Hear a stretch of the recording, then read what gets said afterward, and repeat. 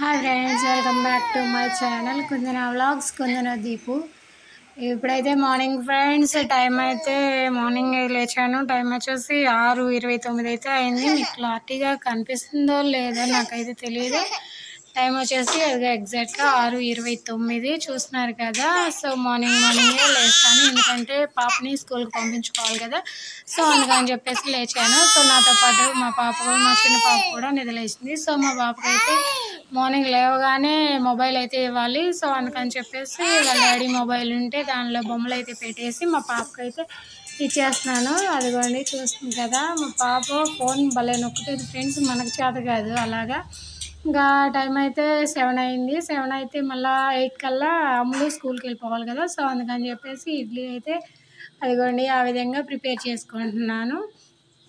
So idli వేసేసేసరికి మళ్ళీ వీళ్ళనైతే నిద్ర లేపుకోవాలి కదా పిల్లల్ని. సో అందుకని చెప్పేసి ఇడ్లీ అయితే వేసేస్తున్నాను.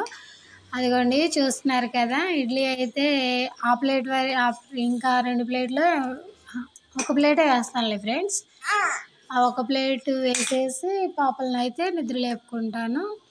సో అదిగోండి చూస్తున్నారు కదా, ఇడ్లీ అయితే అలా వేసేసాను. అక్కడ వచ్చేసి వాటర్ అయితే పెట్టేశాను. అవి అయితే స్టీమ్ అవుతూ ఉన్నాయి, మరుగుతూ ఉన్నాయి వాటర్. సో అంతే, ఇంకా ఈలోపు అదిగోండి ఇడ్లీ అయితే అలా వేసేసాను. వేసేసి అంటే సిమ్లో పెట్టుకొని గ్యాస్ మూత అయితే పెట్టేశాను. మూత పెట్టేసి ఒక 15 మినిట్స్ సిమ్లో పెట్టి ఉడికిస్తే కనుక మనకి పర్ఫెక్ట్గా ఇడ్లీ అయితే వచ్చేస్తాయి.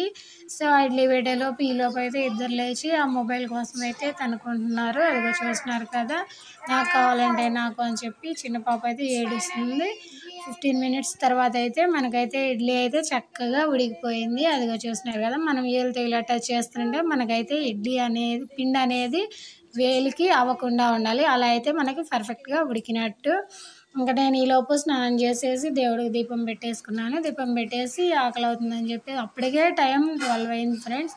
సో ఇంకా అందుకని చెప్పేసి వాళ్ళ కర్రీ వచ్చేసి ములక్కాయ టమోటా చేశాను. సో అన్నం అయితే తినేస్తున్నాను. మా పాప కూడా ఆఫ్టర్నూన్ ఫుడ్ పెట్టేసి ఇంకా మేమిద్దరం అయితే అలా ఉన్నాము. ఇదిగోండి చూస్తున్నారు కదా, అన్నం తినేసరికి షింక్ నిండా అంట్లు అయితే ఉన్నాయి ఫ్రెండ్స్.